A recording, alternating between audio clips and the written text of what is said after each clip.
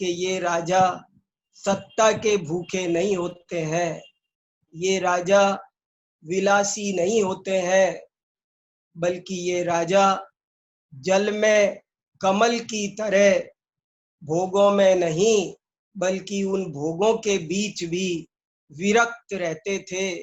उनके उनका स्वरूप बड़ा ही अद्भुत है। वे बचपन में विद्याभ्यास करते थे और फिर प्रजा की सेवा करते थे। नाना प्रकार से स्वयं भले दुख पालें, लेकिन अपनी प्रजा को कभी दुख नहीं होने देते थे। स्वयं रात को जाग लेते थे, मगर अपनी प्रजा सुख से सो सके, इसका बड़ा ध्यान रखते थे। प्रजा के सर्वतोन्मुखी विकास के लिए इन राजाओं ने जो अथक योगदान दिया है, वो बहुत ही स्तुत्य है और हमारे रोम रोम में कृतज्ञता का भाव भर देता है। इन राजाओं ने इतना ज्ञानानुराग था कि स्वयं ग्रंथ भी लिखे। ये अनेक जैन आचार्यों के लगभग सभी राजा जैन मुनियों के आचार्यों के भक्त होते थे और उनके मार्गदर्शन में ही राज्य व्यवस्था का संचालन करते थे। इन राजाओं की स्वयं की भी भावना जीवन भर मैं कब मुनि बनूं ऐसी रहती थी। संत साधु बनकर विचरूं वह घड़ी कब आएगी। और न केवल भावना रहती थी, बल्कि वे अंत में जरूर मुनि बन जाया करते थे। सल्लेखना पूर्वक शरीर का त्याग करते थे। कुछ राजा इतने प्रतिभाशाली होते थे कि वे अनेक ग्रंथ भी लिखते थे। कुछ राजा और राजकुमार बचपन में ही मुनि दीक्षा धारण कर लेते थे।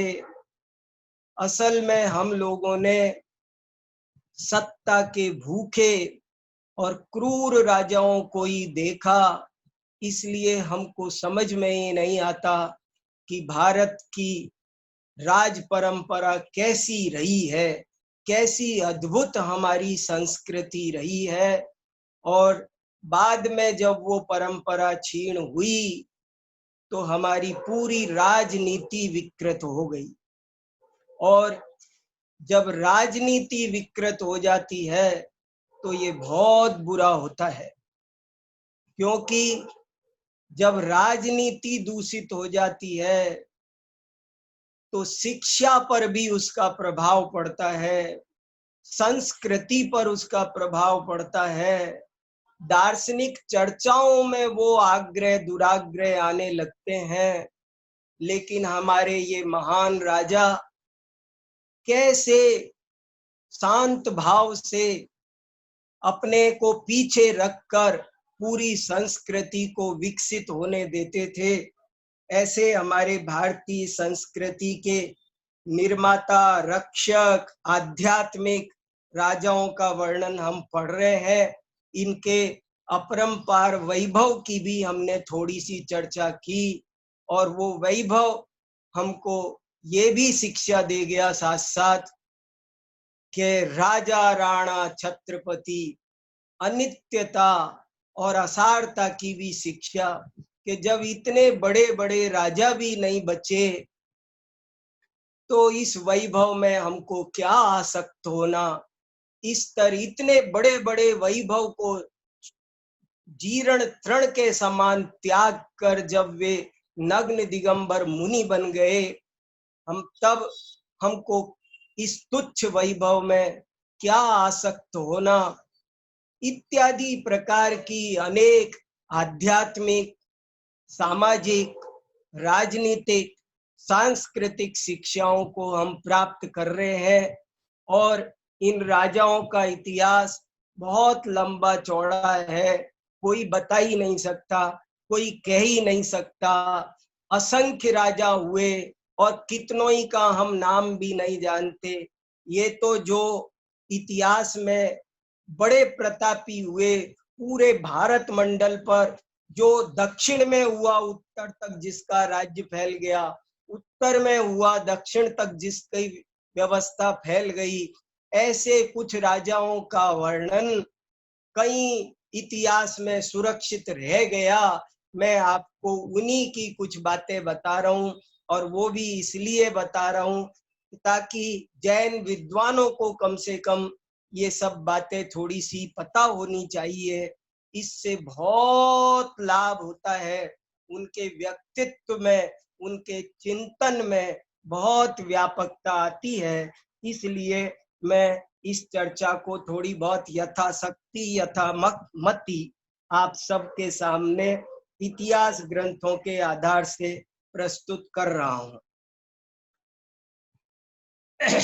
जैन राजाओं के इस इतिहास में अब तक हमने राजा सिद्धार्थ, चेटक, राजा श्रेणिक, चंद्रगुप्त मौर्य, उसका पुत्र बिंदुसार, उसका पुत्र अशोक, उसका पुत्र कुणाल, उसका पुत्र संप्रति, इनके बारे में पढ़ा। इन्होंने किस तरह जैन भावना को अपनाया और दूर दूर तक प्रचारित प्रसारित किया, ये बात हमने समझी। इसके बाद हमने कुछ चेदी वंश के राजाओं के बारे में भी पढ़ा, जिनमें सम्राट खारवेल सबसे प्रमुख दैदीप्यमान सूर्य के समान है। हमने उस सम्राट खारवेल के संबंध में पढ़ा। उसके बाद हमने थोड़ा सा गंग वंश के राजाओं के बारे में पढ़ा। गंग वंश अद्भुत राज, और मैंने तो बहुत ही समुद्र में बिंदु के समान आपके सामने जानकारियां प्रस्तुत की है। गंग वंश देखो, ये सब ज्ञान नहीं होगा तो हमारा वैभव लोग हमसे छीन लेंगे। हमें अपना वैभव, अपनी विरासत, जो लोग अपनी विरासत को नहीं जानते हैं, पूर्वजों के वैभव को नहीं जानते हैं और संभाल कर नहीं रखते हैं, उनका वो सब वैभव लुप्त हो जाता है। तो हमने गंग वंश, ये गंग वंश क्या होता है, आप महापुराण उठाकर पढ़िए और भरत चक्रवर्ती के पुत्रों का नाम पढ़िए। तो गंग भरत चक्रवर्ती के एक बेटे का नाम है, और उसी के आधार पर ये गंग वंश प्रारंभ हुआ। और इस गंग वंश ने भी जैन संस्कृति की जो सेवा की है, जो सेवा की है, वो स्तुत्य है, गजब सेवा की है। ऐसे बड़े बड़े महान राजा इसमें हुए। दड़िग माधव से मैंने आपको सब बताया। और ये गंग वंश करीब 1000 वर्ष तक पूरे भारत पर अखंड राज्य करता है।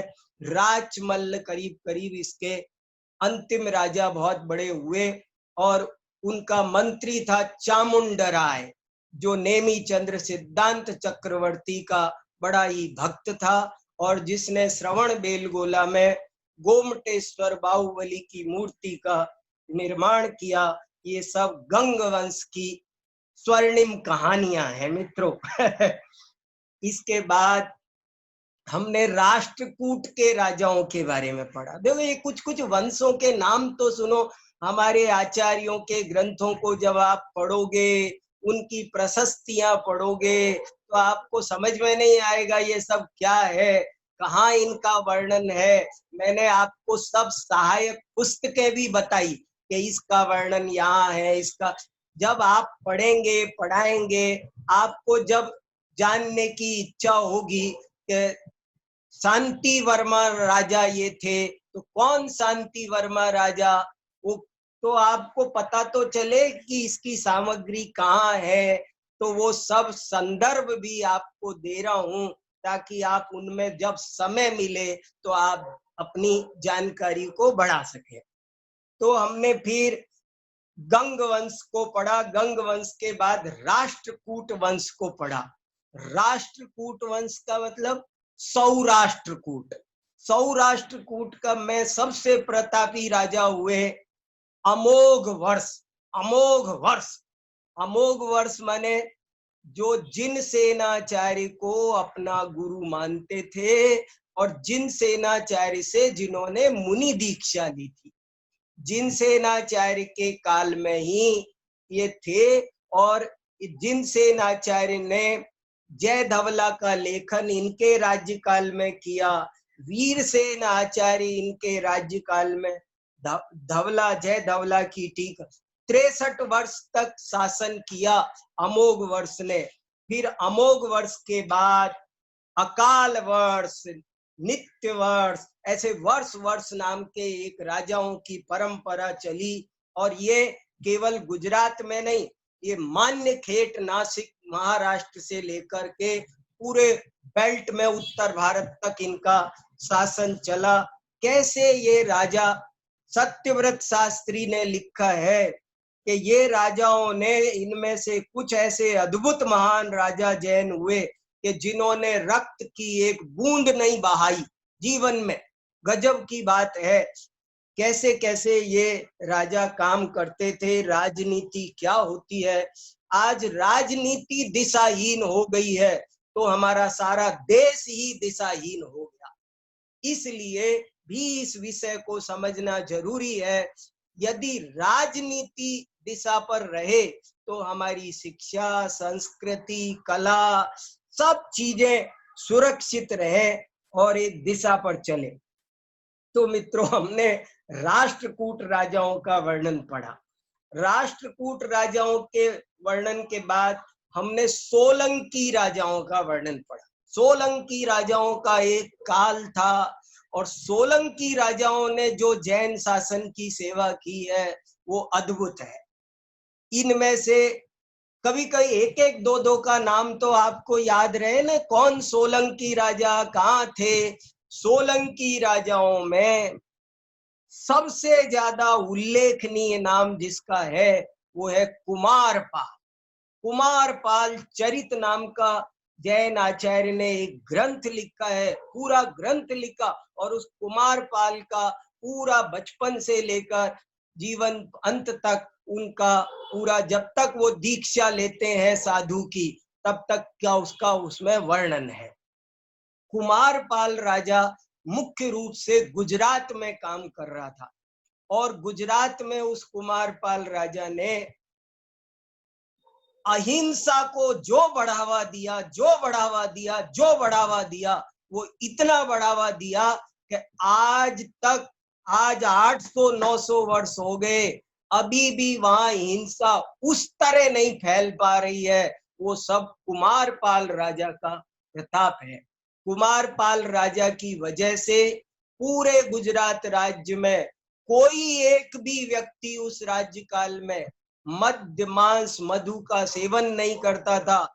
बहुत सूक्ष्म हिंसा से विरक्त रहता था, जरा सी भी हिंसा नहीं करता था। ऐसी उनकी बड़ी सुंदर प्रेरणा थी। उन्होंने मिल करके अनेक साधुओं के साथ में, और ये काम डंडे के बल पर नहीं किया गया था। देखो, हम इन राजाओं का इतिहास को पढ़ते हुए ये भी समझ रहे हैं कि किसी और धर्म संप्रदाय के जब राजा होते हैं तो प्राय वे ऐसा करते हैं कि वे डंडे के जोर पर सबको मेरा धर्म अपनाओ ऐसा करते हैं। वे लोगों को मार देते हैं, धर्म परिवर्तन को मजबूर करते हैं। लेकिन जैन राजाओं ने कभी भी ऐसा कोई काम नहीं किया। जैन राजा धर्म निरपेक्षता का उत्कृष्ट उदाहरण प्रस्तुत करते थे। खारवेल के शिलालेख में हमने पढ़ा कि वो सभी धर्मों का आदर करता था। किसी ने पूछा उसके सामने कौन से सभी धर्म थे। लोग बहुत ध्यान से आप सुन रहे हैं और प्रश्न पूछते हैं, मेरे पास बहुत प्रश्न आ रहे हैं। किसी ने पूछा कि खारवेल सभी धर्मों का आदर करता था, तो सभी धर्म माने क्या? उसके काल में कौन से, आज से 2200-2300 साल कौन से धर्म थे? उस समय सिख नहीं, ईसाई नहीं, मुसलमान नहीं, ये सब बाद में आए। तो उनके समय में कौन से बहुत सारे धर्म हो गए, तो वहां पर ये उल्लेख भी है। दो धर्म मुख्य रूप से माने जाते रहे, ब्राह्मण और श्रमण, ये दो है। और थोड़ा मानो तो श्रमण, इनकी भी शाखाएं बहुत रही। जैसे ब्राह्मण में भी जो चाहे सांख्य धर्म मानो, जो चाहे वेदांत मानो, जो चाहे मीमांसा मानो, जो चाहे न्याय वैशेषिक मानो।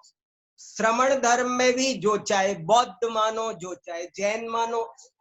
उपदेश देने में राजा विश्वास करते थे, जैन राजा, लेकिन कोई कठोर आदेश देना वे पसंद नहीं करते थे। ये भी बातें हमने समझी। तो कुमारपाल राजा ने पूरे गुजरात में अहिंसक संस्कृति का साहित्य इतना लिखाया, इतना लिखाया, बहुत साहित्य लिखवाया, और हमारी संस्कृति की तीर्थों का, मंदिरों का निर्माण कराया, रक्षा करवाई। ये सब काम कुमारपाल राजा ने किया। यहाँ तक हम ये सब बातें पढ़ी। इसके बाद में अब हम थोड़ी सी चर्चा को आगे बढ़ाएं तो परमार वंश के राजाओं की आज हम जरा सी चर्चा करेंगे कि ये परमार वंश के राजाओं ने भी जैन शासन की बड़ी भारी सेवा की है। लेकिन एक प्रश्न और जबरदस्त आया है, तो मैं आपके सामने उसको भी रखकर थोड़ी सी चर्चा कर लेना चाहता हूँ। हमारे एक बहुत अच्छे विद्वान मित्र हैं, उन्होंने एक प्रश्न लिखा है मुझे। प्रश्न ये है कि आपने अशोक सम्राट को जैन होने की बात कही, पर इतिहास की सभी किताबों में तो उसे बौद्ध लिखा है, वो बौद्ध था, बौद्ध था। तो आप इसे जैन कह रहे हैं, ये सब क्या है? और फिर कदाचित आप समझा भी दें, आपके कहने से हम समझ भी जाएं, तो हम किसको समझाएं और कौन सुनता है? कोई सुनता नहीं है, हमारे कहने से क्या होता है? ये प्रश्न है, बहुत अच्छा प्रश्न है। मैं इस पर थोड़ी सी चर्चा करना चाहता हूं। देखो बात क्या है मित्रों, मैंने ये दावा नहीं किया कि अशोक जैन ही था, बौद्ध बिल्कुल नहीं था।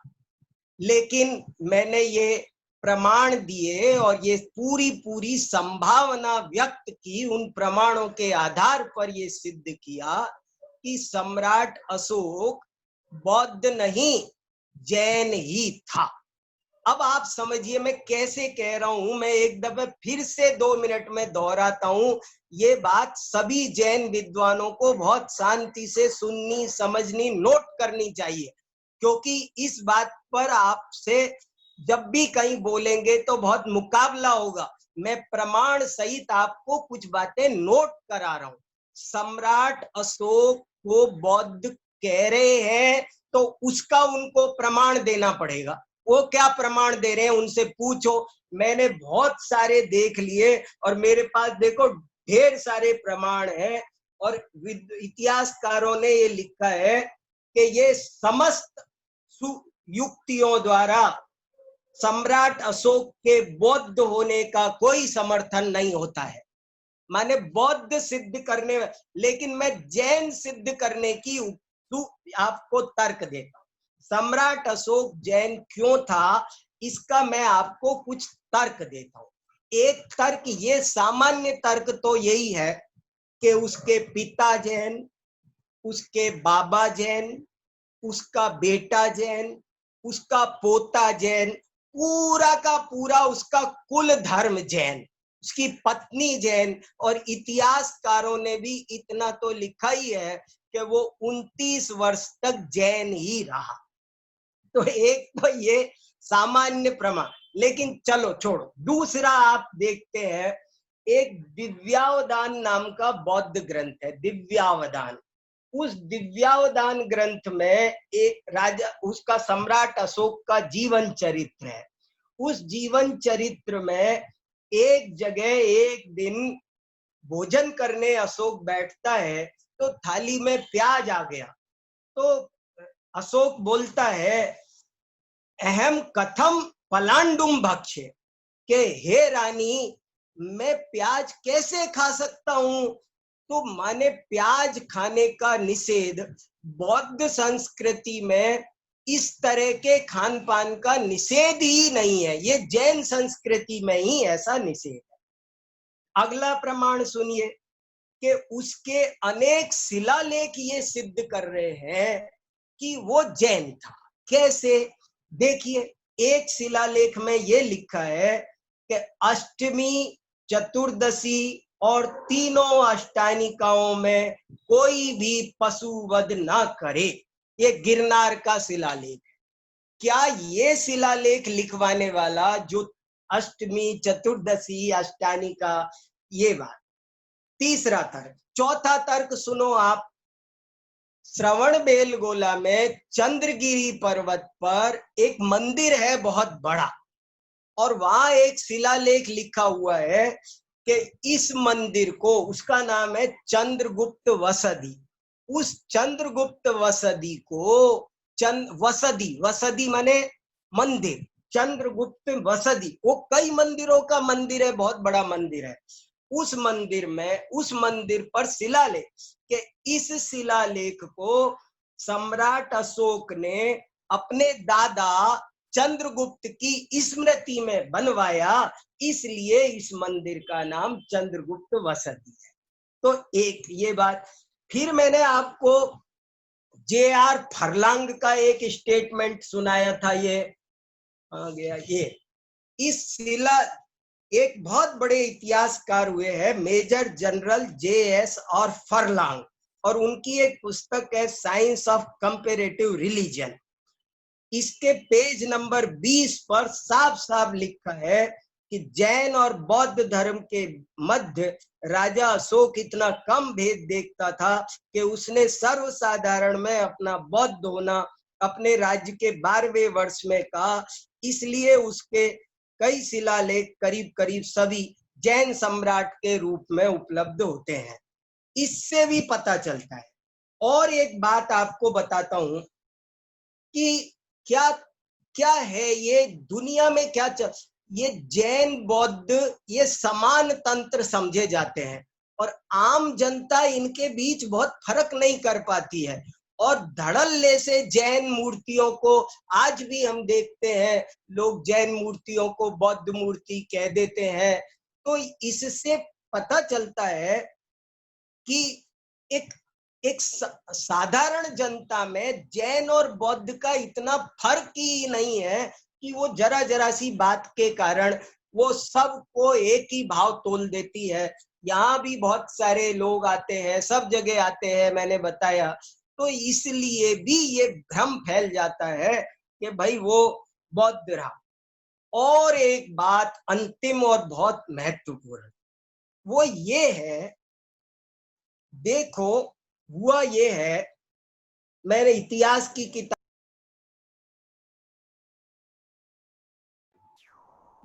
आप म्यूट हो गए। सम्राट अशोक ने प्रौढ़ावस्था में एक तिस्य रक्षिता नाम की बौद्ध राजकुमारी से विवाह कर लिया, तिस्य रक्षिता। और वो तिस्य रक्षिता के प्रेम में बहुत पड़ गया तेजी से, और जब वो तिस्य रक्षिता के प्रेम में बहुत पड़ गया तो लोगों ने ये कहना शुरू कर दिया कि ओहो बौद्ध हो गया भाई, वो तो बौद्ध हो गया भाई, वो तो। हमारी समाज में उसने भी थोड़ा बौद्ध की तरफ पक्ष लेना शुरू किया, और इससे समाज में ये संदेश चला गया। देखो हमारे यहाँ कुछ लोग बहुत कट्टर होते हैं और जरा जरा सी चीज के खातिर बहिष्कार कर देते हैं, ये हमारे देश में चलता है। अभी हमारी यूनिवर्सिटी में एक बहुत बड़े विद्वान का व्याख्यान हुआ था, उन्होंने एक बात बताई कि ये जो जिन्ना जिन्ना थे ना, जिन्होंने पाकिस्तान का विभाजन किया, मोहम्मद अली जिन्ना, मोहम्मद अली जिन्ना की अपनी उनकी आत्मकथा पढ़िए आप। उस मोहम्मद अली जिन्ना में की आत्मकथा में ये लिखा हुआ है कि मुसलमानों में जिन्ना कोई होता ही नहीं है, शिया सुन्नी सब होते हैं पर जिन्ना कोई होता नहीं।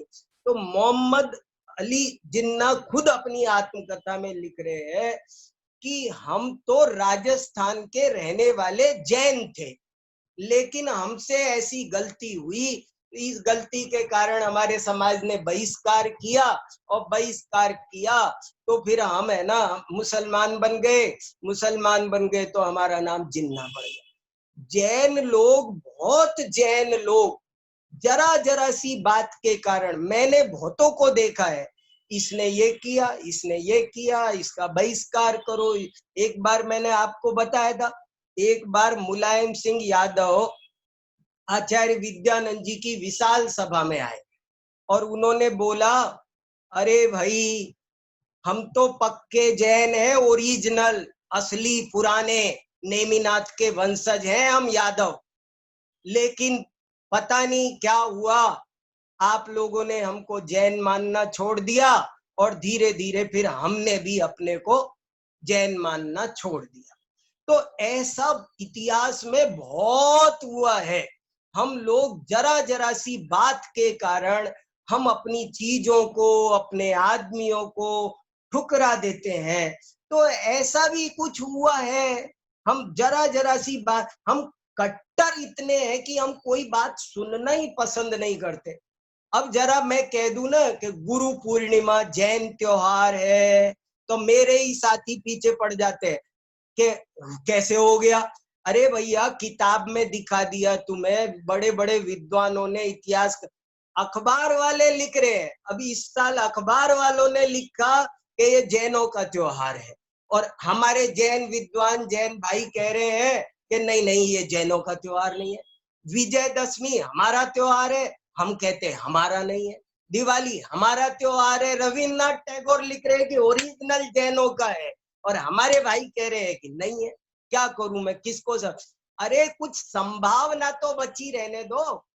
ऐसे ही मैं ये कहना चाहता हूं कि इनकी आप संभावना तो बची रहने दो। आप बोलो ना कि हमारी समझ ऐसी है कि अशोक भी जैन रहा होगा। अब इतिहास तो संभावनाओं पर ही चलता है। हम कौन, जिद कौन कर रहा है? जिद मत करो, जिद नहीं करना है, लेकिन जिद करने वाले को बताना है कि तू भी जिद मत कर। ये रास्ता जिद का नहीं है।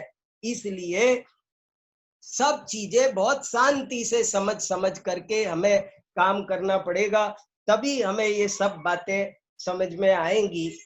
तो ये ऐसी बात है।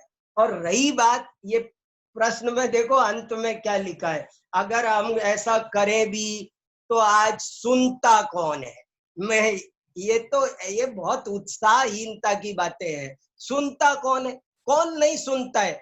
अगर आप पवित्र हृदय से पवित्रता पूर्वक कोई बात कहें और लोग ना सुने, ऐसा हो नहीं सकता। सुनते हैं लोग, सुनते हैं, जरूर सुनते हैं। हमारा तो पक्का अनुभव है, हमने बहुतों को सुनाया है और मनवाया है और लोगों ने खुशी खुशी माना है। आपको एक घटना बस सुना देता हूं, कैसे लोग सुनते हैं और कैसे मानते हैं। ये कौन बनेगा करोड़पति आता है ना, अमिताभ बच्चन का, इसमें एक दिन एक प्रश्न आया कि हमारे देश का नाम भारत किस भरत के नाम पर पड़ा है? और उस प्रश्न में 4 ऑप्शन थे।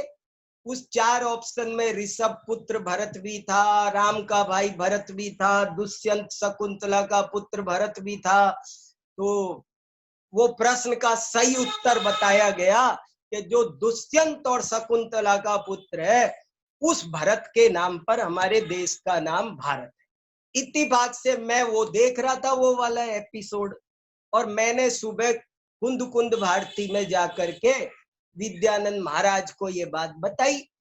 तो उन्होंने कहा अच्छा अभी देखते हैं। और हमने वहां से कुंद कुंद भारती के से एक पत्र लिखा अमिताभ बच्चन को, और उसके साथ में भरत चक्रवर्ती के नाम पर हमारे देश का भारत है, इसके सैकड़ों प्रमाण लगाए। पूरी किताब है हमारे पास, भरत और भारत, वो 2-3 किताबें लगाई, और वे सब किताबें लगाई, पत्र लिखा और पत्र भेज दिया उनको।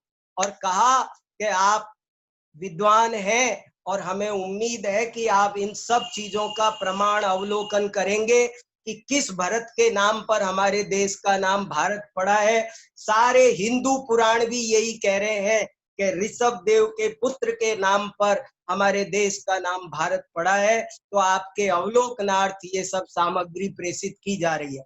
भेज दिया हमने पता लिख करके, और जब पता लिख के हमने तो ऐसे ही भेज दिया था, कोई सुने या ना सुने। हमारी आदत है कि कोई सुने या ना सुने, हमें बोलना चाहिए, तो हमने बोल दिया।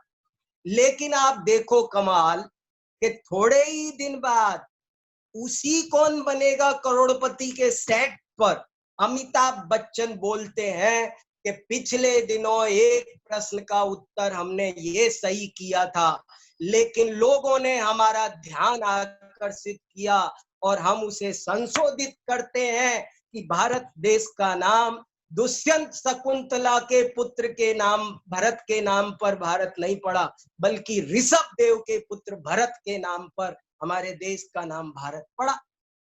तो बताओ आप मुझे, कौन सुनता है का जवाब दो मुझे, कौन सुनता है?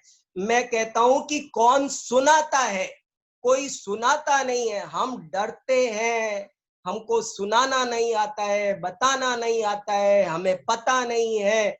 ये सच्चाई है। अगर हमको बताना आता है तो ऐसी बात नहीं है मित्रों, सब सुनने तैयार, सब भगवान आत्मा है, सब समान है, सब में योग्यता है, सब भावी सिद्ध है। कौन नहीं समझेगा?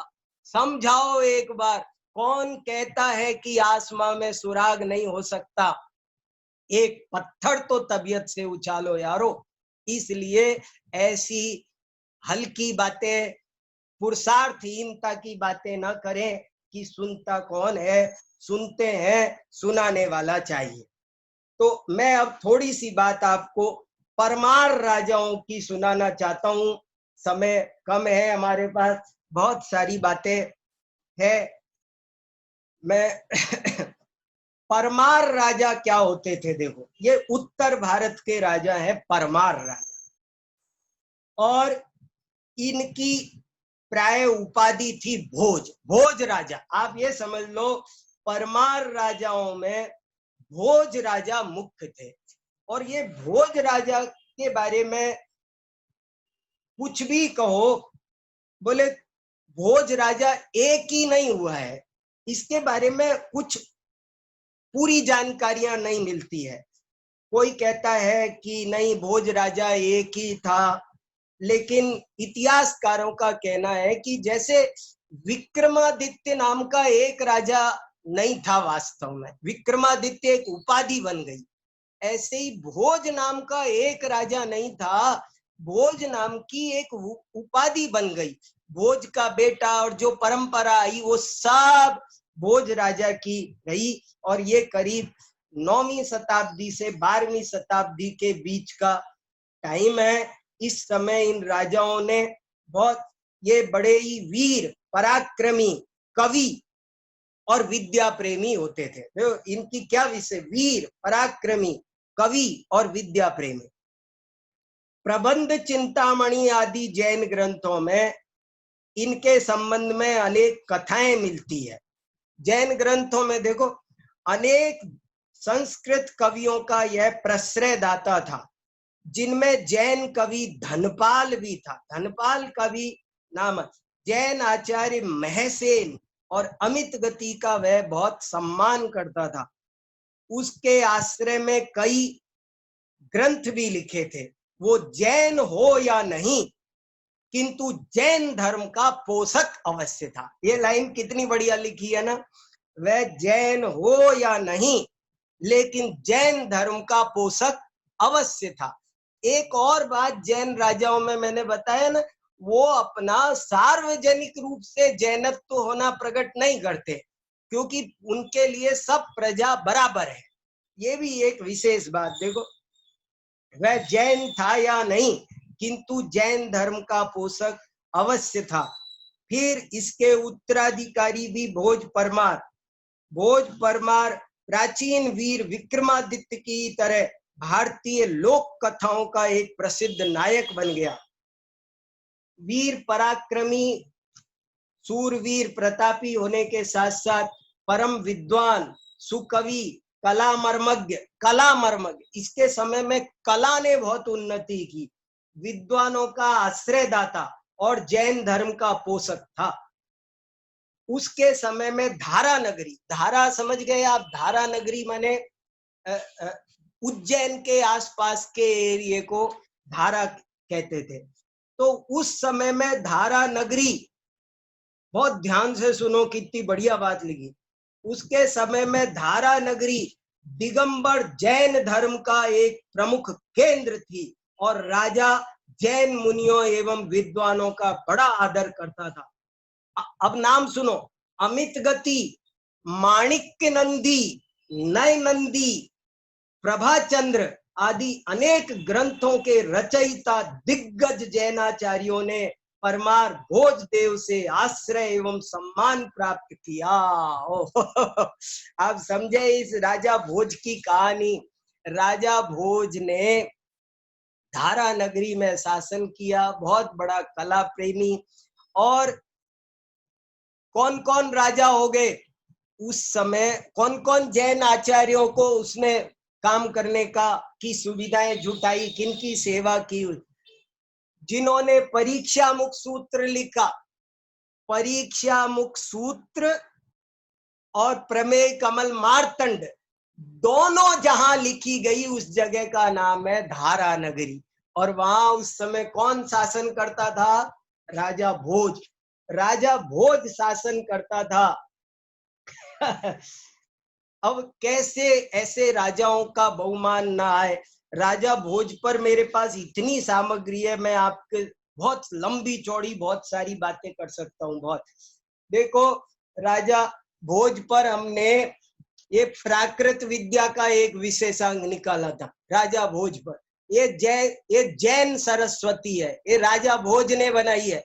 ये देखो, ये राजा भोज के दरबार में जैन सरस्वती, और जैन सरस्वती का क्या प्रमाण है?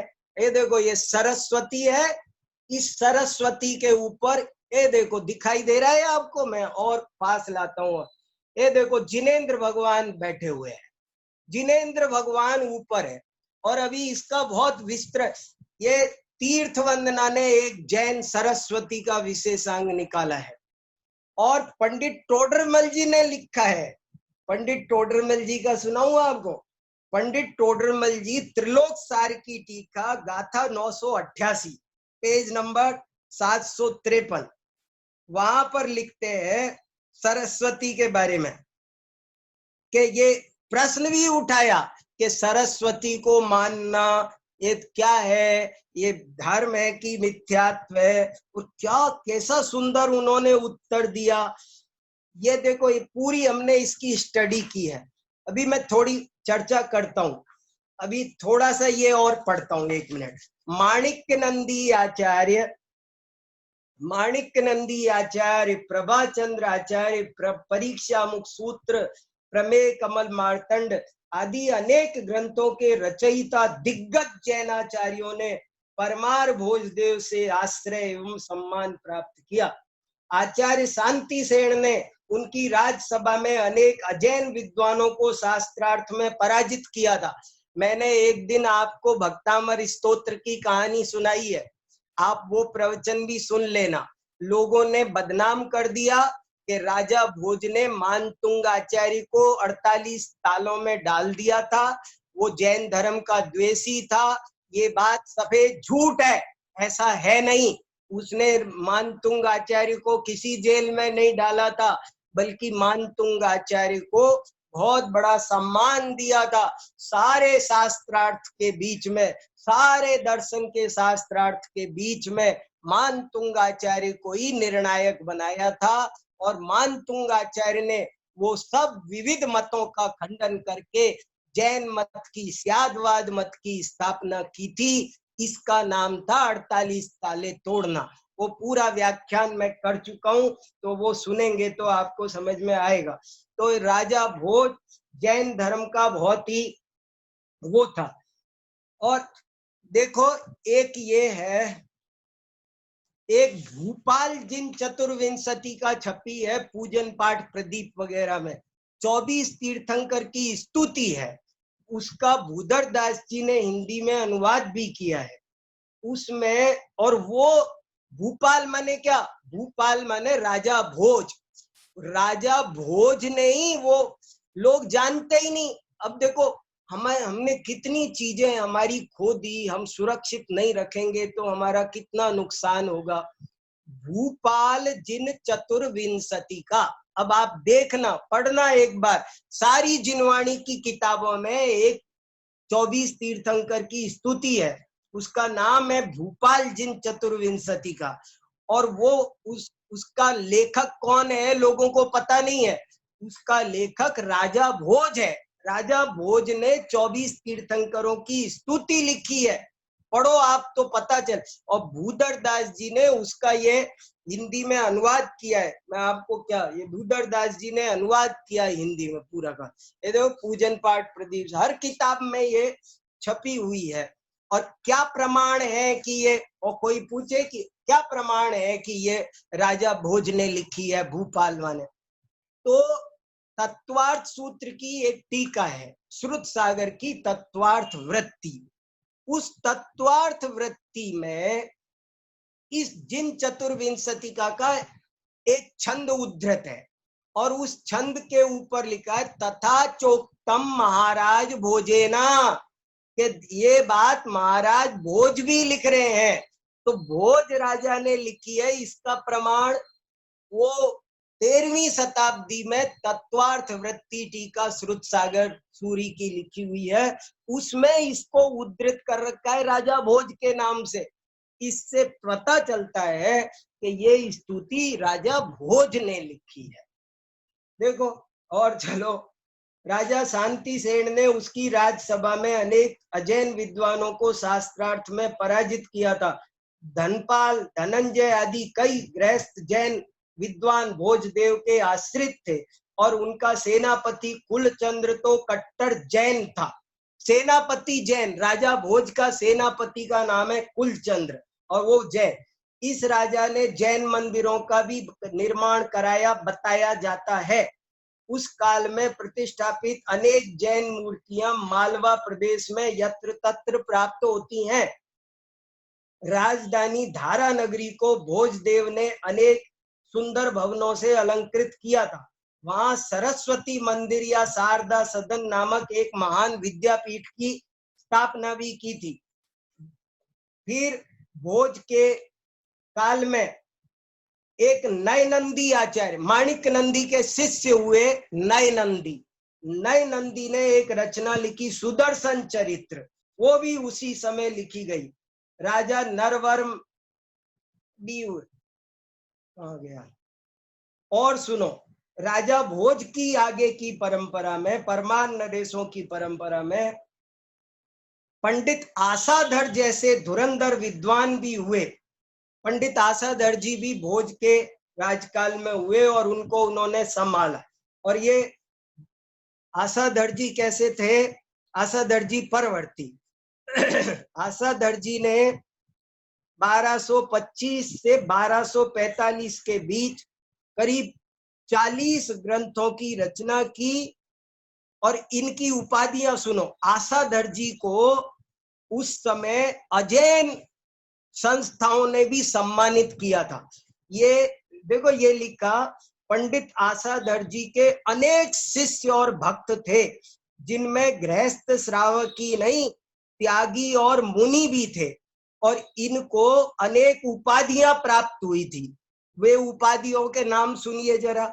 नय विश्व चक्षु, क्या आसाधर जी की एक उपाधि सुनो आप, नय विश्व चक्षु, प्रज्ञा पुंज, कविराज, कवि कालिदास, सरस्वती पुत्र, आचार्य कल्प। आचार्य कल्प की उपाधि एक जैसे टोडरमल जी को मिली हुई है। एक प्रश्न रखना चाहिए किसी प्रतियोगिता में कि टोडरमल जी के अलावा ऐसा कौन सा पंडित है जिसको आचार्य कल्प की उपाधि मिली थी।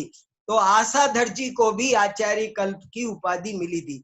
और सूरी, आसाधर, सूरी आदि अनेक सार्थक विरुद्ध इन्हें तत्कालीन जैन और अजैन विद्वानों से प्राप्त हुए थे। इस तरह ये बहुत सारी बातें हैं। और देखो इतनी बातें, एक मिनट मैं आपको वो सुना रहा था, थोड़ी सी बात सरस्वती वाली रह गई, वो भी जरा सी बता देता हूँ। 5 बज गए हैं, बस 2-3 मिनट में बात पूरी करता हूँ। देखो ये मैंने आपको सरस्वती की प्रतिमा दिखाई और इसका बहुत बड़ा पूरा विशेषांक है। और सरस्वती की प्रतिमा के बारे में हमको बात समझ के ठीक से चलना है। सरस्वती की प्रतिमा का मतलब क्या? किसी देवी का नाम सरस्वती नहीं है। सरस्वती जिनवाणी का ही दूसरा नाम है। सरस्वती कोई देवी नहीं है, जिनवाणी का दूसरा नाम सरस्वती। लेकिन आम जनता को प्रतीकात्मक भाषा में मानवीकरण अलंकार है। ये मानवीकरण अलंकार है, ये प्रतीकात्मक भाषा है। और प्रतीकात्मक भाषा में उसको सरस्वती बोला जाता है। और उसकी मूर्ति भी बनाई जाती है। तो मूर्ति बनाई जाती है तो उसका स्पष्टीकरण किया जाता है। देखो कैसे स्पष्टीकरण किया है। ये सरस्वती की मूर्तियों में टोडरमल जी ने भी स्पष्टीकरण किया है। वो जो मैंने अभी आपको गाथा बताई वो पढ़ लेना आप। और उसमें यहां तक लिखा है, मूल में नेमी चंद्राचार्य लिखते हैं, श्री देवी, सुध देवी, श्रुत देवी भी इसको बोलते हैं। सरस्वती का नाम है श्रुत देवी। श्री देवी, सुध देवी, सव्वाण कुमार जखाणम, रूवाणी जिण पासे, मंगल मठमिय होदी। त्रिलोक सार गाथा 988। जिन प्रतिमा के निकट आजू बाजू में इन चारणी का प्रतिबिंब होए है। देखो क्यों होता है? क्योंकि ये जिनवाणी का प्रतीक है। शास्त्र विराजमान, अभी भी अपन मंदिरों में बगल में शास्त्र विराजमान करते हैं कि नहीं, आले में? तो शास्त्र की जगह पहले सरस्वती विराजमान की जाती थी। इतनी सी बात है। और सरस्वती पर ध्यानत राय जी ने पूजा ली और इस सरस्वती का पूरा विवरण छापा जाता था। और ये मयूर वाहिनी, हंस वाहिनी, हंस जैसे दूध पानी को अलग कर देता है, ऐसे ही शरीर और आत्मा का भेद विज्ञान करा दे, ज्ञान और राग का भेद विज्ञान करा दे, उसका नाम है सरस्वती। सरस्वती माने हंस पर बैठी है, मयूर पर बैठी है, हाथ में कहाँ गया एक कागज और था बहुत अच्छा, सब इधर उधर हो रहे भैया, सब दिखाते दिखाते एक बड़ा अच्छा कागज पूरा विवरण उसका मौजूद था, वो मैं आपको सुनाना चाह रहा था।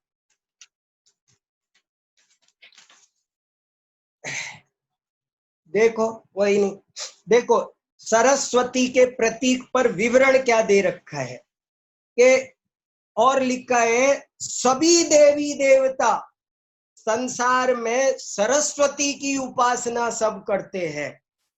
और ब्रह्मा विष्णु महेश सब सरस्वती के दास है।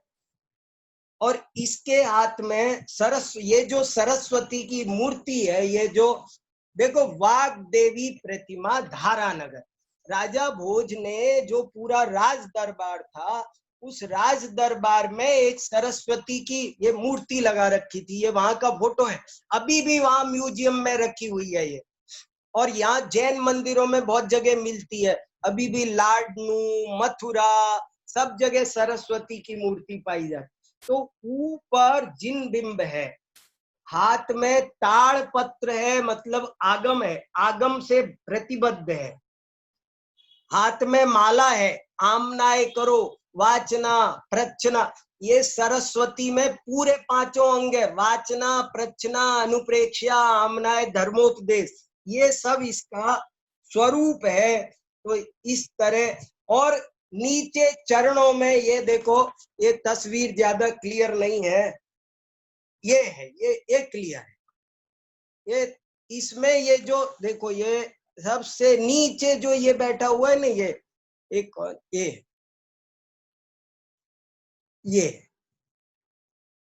ये कौन है? ये राजा भोज बैठा हुआ है, चरणों में राजा भोज है, मैं सरस्वती का दास हूं। ऐसे करके दयानंद राय जी ने सरस्वती पूजा लिखी तो कोई मिथ्या दृष्टि हो गए? आप स्वरूप सही समझना है, और हमारी सरस्वती नहीं है, ऐसे कट्टरता की बातें नहीं करनी है। सरस्वती जैनों की है।